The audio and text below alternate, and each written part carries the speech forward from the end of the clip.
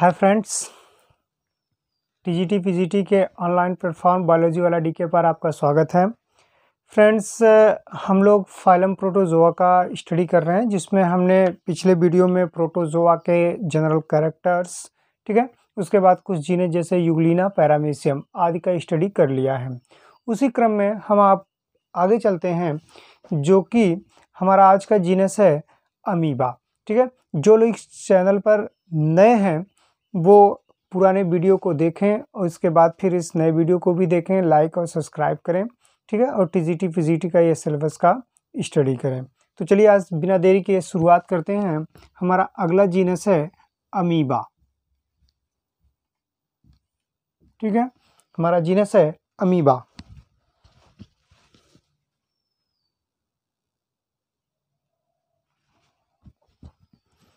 ठीक है मित्रों, देखिए हम अभी किसी भी जीनस में सबसे पहले हम बात करते हैं क्लासिफिकेशन की, तो सबसे पहले यहाँ हम बात करेंगे क्लासिफिकेशन की। ठीक है, तो पहला हेडिंग हमारा क्लासिफिकेशन।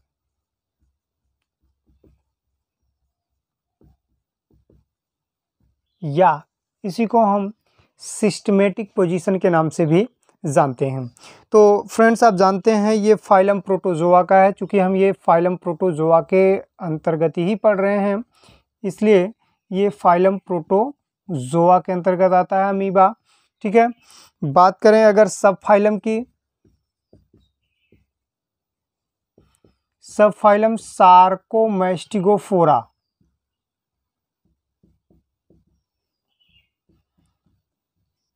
ठीक है, जो लोग इस चैनल पे पुराने हैं वो जानते होंगे, हमारे पिछले वीडियो में हमने सार्कोमेस्टिगोफोरा के बारे में पढ़ा था। हमने वहाँ आपसे चर्चा की थी कि जिसमें जो लोकोमोशन हो, अगर वो फ्लैजेला के द्वारा या स्यूडोपोडिया के द्वारा होता है। ठीक है, तो that means locomotory organ flagella या स्यूडोपोडिया प्रेजेंट होता है, उसको हम क्या कह रहे हैं, सार्कोमेस्टिगोफोरा। ठीक है, क्लास की बात करें तो अमीबा का जो क्लास है वो है राइजोपोडा। ठीक है, राइजोपोडा, या इसी को आपने सार्कोडीना के नाम से भी जाना था पीछे वीडियो में, सार्कोडीना। ठीक है, ये जो राइजोपोडा या सार्कोडीना है, ये लोकोमोटरी आर्गन, इसमें स्यूडोपोडिया प्रेजेंट्स होते हैं। ठीक है, तो लोकोमोटरी आर्गन यहाँ क्या देखने को मिलेगा, स्यूडोपोडिया। ठीक है, एक क्वेश्चन मैंने आपको कई बार बताया था कि प्रोटोजोआ का क्लासिफिकेशन किसके आधार पर किया गया है, या base of classification of protozoans, तो उसका जवाब था लोकोमोटरी आर्गन्स। ये हमने पिछले वीडियो में पढ़ा है। ठीक है, तो उसी के आधार पर यहाँ फाइलम प्रोटोजोआ, सब फाइलम सार्कोमेस्टिगोफोरा, क्लास राइजोपोडा। ठीक है, बात करें हम ऑर्डर की, ऑर्डर है लोबोसिया। ठीक है, याद करिए आपको पीछे बताया गया था कि स्यूडोपोडिया अगर राउंडेड भाग में पाए जाते हैं या राउंडेड एंड में पाए जाते हैं तो उसको आप लोबोपोडिया कहते हैं। That is a type of pseudopodia. ठीक है, तो लोबोपोडिया देखने को मिलता है अमीबा में, इसलिए उसको ऑर्डर लोबोसिया में रखा गया। That means pseudopodia, pseudopodia with rounded and called lobopodia, जिसको लोबोपोडिया के नाम से जानते हैं। ठीक है, उसके बाद जीनस जानते हैं आप, अमीबा। यहाँ जो स्पीसीज हमको पढ़ना है वो स्पीसीज की अगर हम बात करें तो स्पीसीज है प्रोटियस। ठीक है, वेरिएबल इन शेप होता है, variable in shape. That means इसकी आकृति क्या होती है, निश्चित नहीं होती है। ये हमेशा रूप को क्या रहते हैं, बदलते रहते हैं। ठीक है, इनकी शेप हमेशा बदलती रहती है। सबसे पहले एक स्टार पॉइंट इसमें हमको बताएं तो आरवी रोजेनहॉफ, आरवी रोजेनहॉफ, उन्होंने सबसे पहले अमीबा को डिस्कवर्ड किया था। तो amoeba is discovered by RV रोजेनहॉफ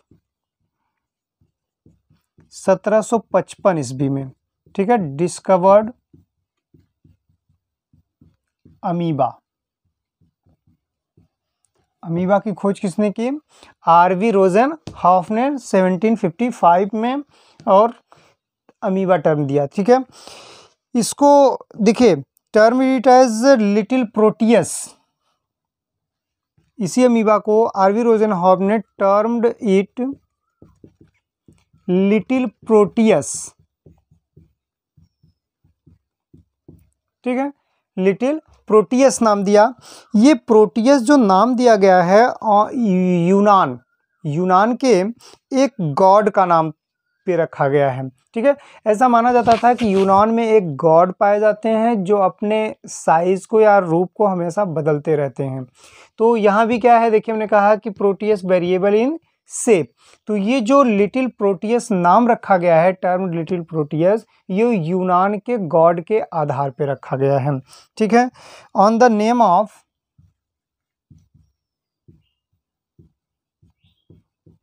God of यूनान, गॉड ऑफ यूनान, who was able to change his shape, who was able to change his shape, ठीक है, जिनके पास ये क्षमता थी कि वह अपने शेप को लगातार बदल सकते हैं। उसी आधार पर आरवी रोजेनहॉफ ने अमीबा के जो स्पीसीज प्राप्त किया प्रोटियस, उसका नाम रखा गया प्रोटियस। ये यूनान के गॉड के नाम के आधार पर या बेस पर रखा गया है, ठीक है। एक है सेंट विंसेंट, सेंट विंसेंट, ठीक है, साइंटिस्ट के नाम है ये, सेंट विंसेंट। इन्होंने सबसे पहले नेम्ड अमीबा रखा। इन्होंने क्या नाम दिया? अमीबा, ठीक है। यहाँ स्पेलिंग में चेंजेस है, आप देख सकते हैं, AMIBA, ठीक है। बाद में इसी को डिवाइड करके नाम रखा गया फर्दर चेंज इनटू अमीबा, ठीक है। सबसे पहले इसको सेंट विंसेंट ने अमीबा नाम दिया था, बाद में उसी को नाम दिया गया अमीबा, ठीक है, याद रखिएगा। हैरिसफील्ड, HAIRSCHFIELD, हैरिसफील्ड, ठीक है। इन्होंने detail study of amoeba, amoeba के बारे में सबसे ज़्यादा स्टडी किसने किया? डिटेल स्टडी ऑफ अमीबा, अर्थात अमीबा के बारे में सबसे ज़्यादा स्टडी करने वाले साइंटिस्ट थे हैरिसफील्ड, ठीक है। तो इतना तो जनरल चीज़ क्लासिफिकेशन और ये जनरल थिंग्स है। सबसे पहले आरवी रोजेनहॉफ ने इसको डिस्कवर किया था। सेंट विंसेंट ने इसको सबसे पहले अमीबा नाम दिया, बाद में इसको नाम दिया अमीबा, ठीक है। और हैरिसफील्ड ने डिटेल स्टडी ऑफ अमीबा, मतलब अमीबा का डिटेल स्टडी किया। इतना नोट कर लीजिए, आगे फिर जनरल कैरेक्टर्स की बात करते हैं, ठीक है।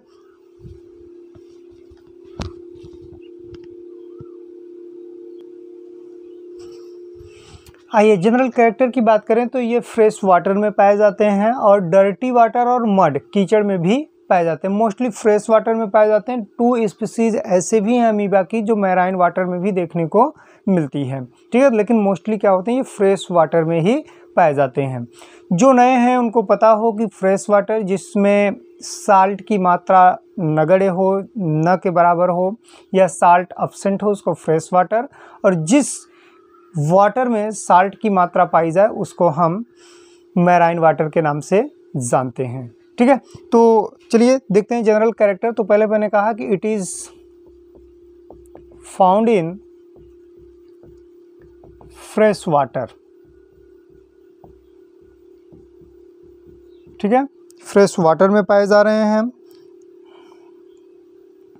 और फीड एल्गी एंड बैक्टीरिया और एल्गी को फीड करते हैं, ठीक है। और डर्टी वाटर में पाए जाते हैं और साथ ही साथ मड में भी पाए जाते हैं। डर्टी वाटर और मड माने कीचड़ में भी ये पाए जाते हैं। ठीक है, चलिए अगर हम बात करें कि अमीबा का कल्चर कैसे किया जाता है, तो अमीबा कल्चर डन बाई एक तरीका है जिसको नाम दिया गया है हे इन्फ्यूजन प्रोसेस।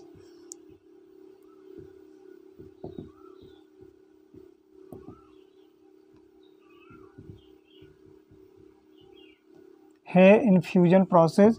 इस प्रोसेस के द्वारा अमीबा का कल्चर किया जा सकता है। ठीक है, क्लियर। चलिए, मैंने आपको बताया कि ये मोस्टली क्या है, आपके फ्रेश वाटर में पाए जाते हैं और दो स्पीसीज ऐसे हैं जो कहाँ मैराइन में पाए जाते हैं। तो marine species of amoeba, marine species. ठीक है, तो मैराइन स्पीसीज पहला है आपका अमीबा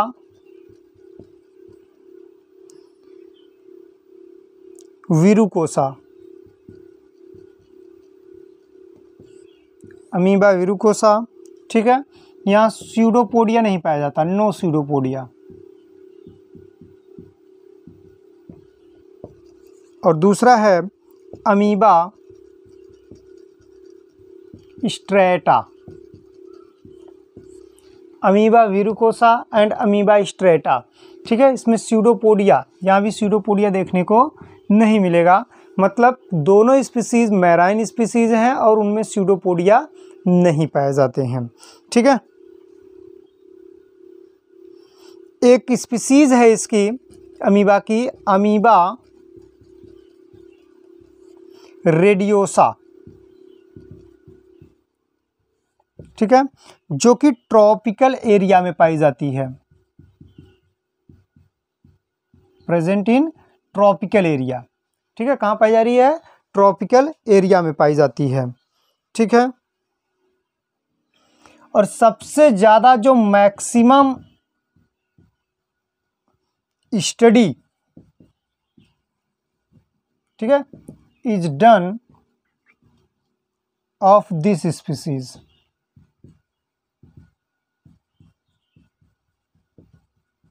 बिकॉज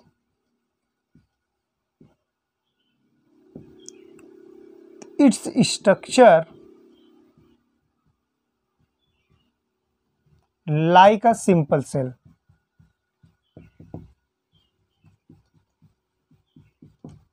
ठीक है, सबसे ज़्यादा जो स्टडी किया गया है वो अमीबा रेडियोसा पर ही किया गया है, क्योंकि जो इसकी स्पीसीज का स्ट्रक्चर होता है वो सिंपल सेल लाइक होता है।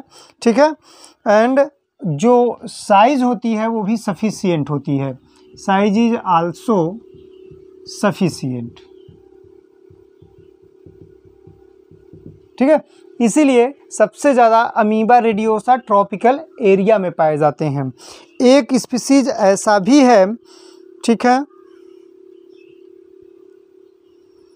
नाम अमीबा प्रोटियस, जिसका हमने क्लासिफिकेशन किया था। Amoeba Proteus. ठीक है, यहाँ देखिए थोड़ा सा, ये जो सबसे ज़्यादा स्टडी की गई है वो अमीबा प्रोटियस पे की गई है। कहाँ पे, अमीबा प्रोटियस पे, इसीलिए हमने क्लासिफिकेशन में अमीबा प्रोटियस पढ़ा था, जो कि कहाँ पाए जाते हैं, टेम्परेट एरिया में पाए जाते हैं, टेम्परेट एरिया में पाए जाते हैं। और सबसे ज़्यादा study, maximum study done in species because it's simple like a cell, size is also sufficient. जबकि ऊपर वाला अमीबा रेडियोसा ट्रॉपिकल एरिया में है, जो कि कॉमन स्पीसीज है, जो कि फाउंड इन इंडिया, इंडिया में पाई जाती है। ठीक है, और सबसे ज़्यादा स्टडी किस पे की गई है, अमीबा प्रोटियस पर। याद रखिएगा, ये थोड़ा सा उल्टा हो गया कि अमीबा प्रोटियस टेम्परेट एरिया में पाए जाते हैं और सबसे ज़्यादा स्टडी इसी पर किया जाता है, जबकि अमीबा रेडियोसा वो कहाँ, ट्रॉपिकल एरिया में पाए जाते हैं और ये कॉमन स्पीसीज़ है जो कि इंडिया में पाई जाती है। ठीक है, एक स्पीसीज़ है अमीबा पेलोमिक्सा। अमीबा पेलोमिक्सा, ठीक है। इसको चॉस चॉस के नाम से भी जानते हैं, चॉस चॉस, याद रखिएगा, चॉस चॉस अमीबा पेलोमिक्सा, चॉस चॉस अमीबा पेलोमिक्सा, ठीक है। इसको जियांट अमीबा का खिताब मिला है, सबसे बड़ा अमीबा जो है वो है अमीबा पेलोमिक्सा, तो ये जियांट मतलब सबसे बड़ा है। साथ ही साथ बिगेस्ट अमीबा भी है, ये बिगेस्ट अमीबा, ठीक है, और मल्टी न्यूक्लिएट होते हैं, ठीक है।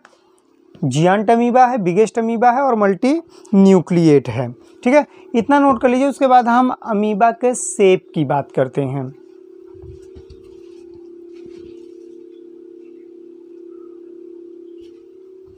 चलिए बात करते हैं शेप ऑफ अमीबा, ठीक है।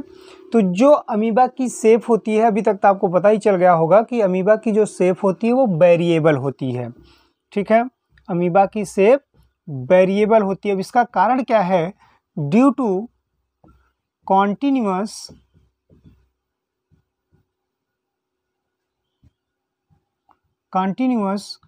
forming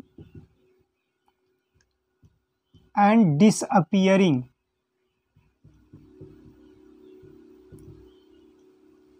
pseudopodia।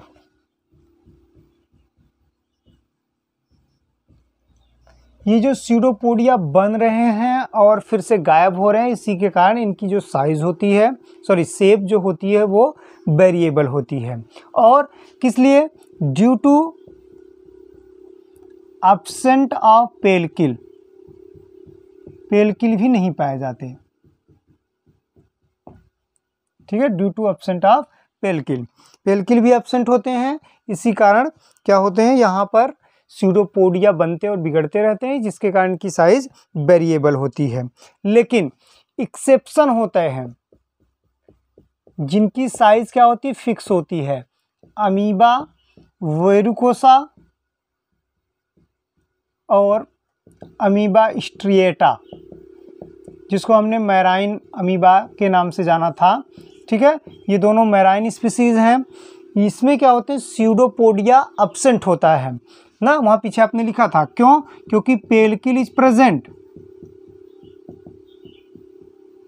और पेलकिल के प्रेजेंट होने के कारण स्यूडोपोडिया एब्सेंट होते हैं, जिससे इनकी साइज क्या होती है, फिक्स होती है। तो शेप इज फिक्स्ड।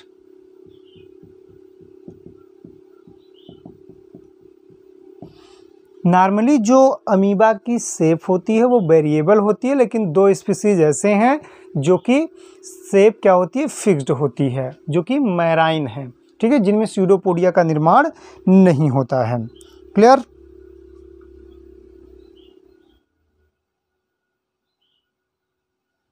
चलिए आगे अगर हम बात करें तो जो अमीबा की बॉडी है वो 3 भागों में बटा होता है, प्रोटोप्लाज्मिक मेम्ब्रेन, साइटोप्लाज्म और न्यूक्लियस, ठीक है। तो body of amoeba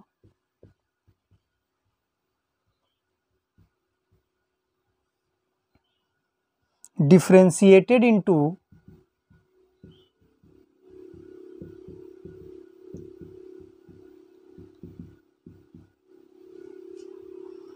protoplasmic membrane,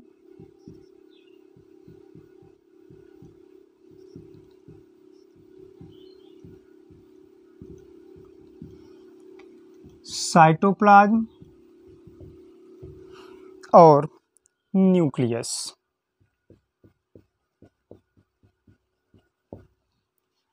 ठीक है। अब हम सबसे पहले बात करते हैं प्रोटोप्लाज्मिक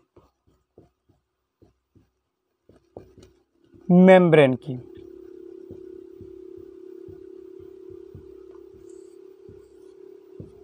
प्रोटोप्लाज्मिक मेम्ब्रेन की तो हेयर लाइक स्ट्रक्चर पाए जाते हैं पूरे अमीबा के चारों तरफ, ठीक है, होल मेम्ब्रेन, और इसको माइक्रोबिलाई कहा जाता है। तो hair like extension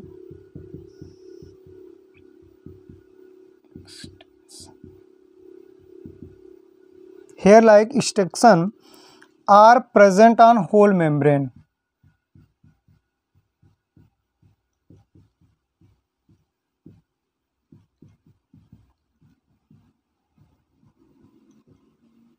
this is called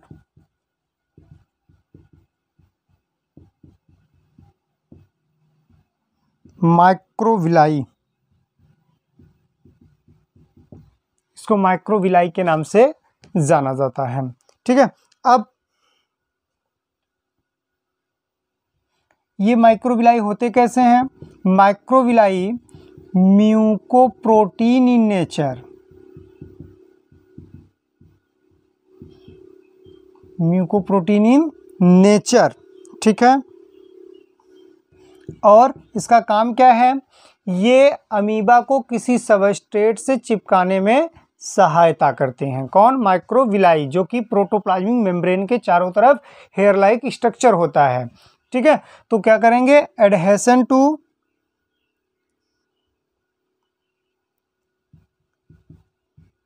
adhesion with ground.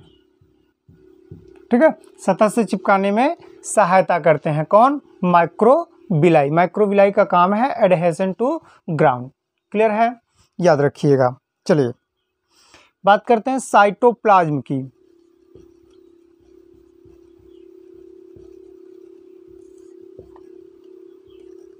Cytoplasm की।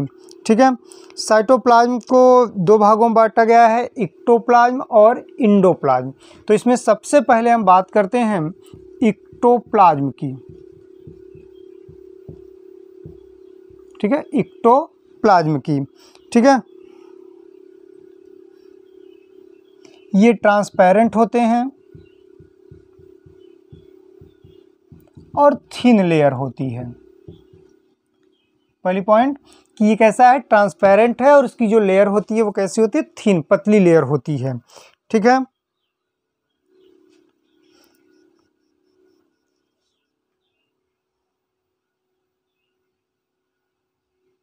और ये जो लेयर होती है ये स्यूडोपोडिया में थिक होती है। ठीक है, इन स्यूडोपोडिया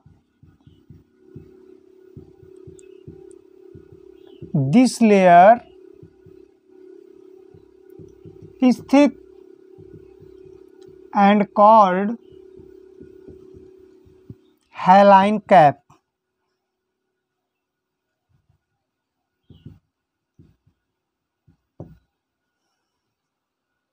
ठीक है, इंटरनल प्लांट जो इंटरनल पार्ट है, सॉरी, जो इसका इंटरनल पार्ट है वो प्लाज्मा जेल से बना है, या प्लाज्मा जेल। ठीक है, internal part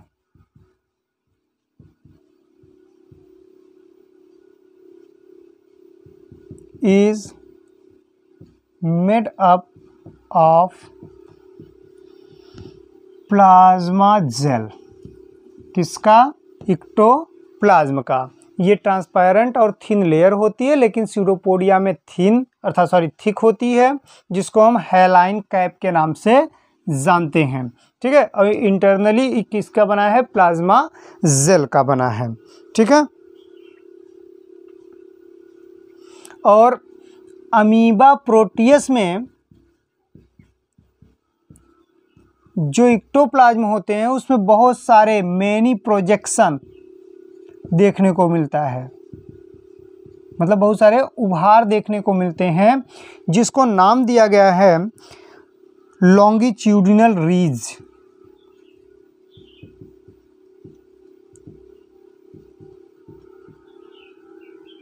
longitudinal रीज। Amoeba Proteus के इक्टोप्लाज्म में मेनी प्रोजेक्शन